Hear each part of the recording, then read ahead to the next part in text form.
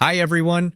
Today we're going to walk you through the process of creating a pop-up in MailerLite. If you're new to MailerLite, check the description for a link to a free trial. For existing users, just log in and follow the steps with us.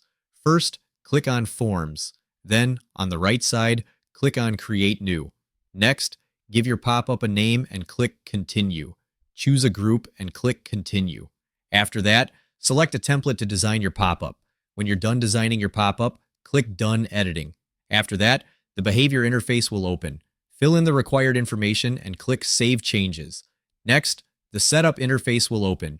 Review the settings and click Continue. That's it. Your pop-up is ready. I hope you found this video helpful.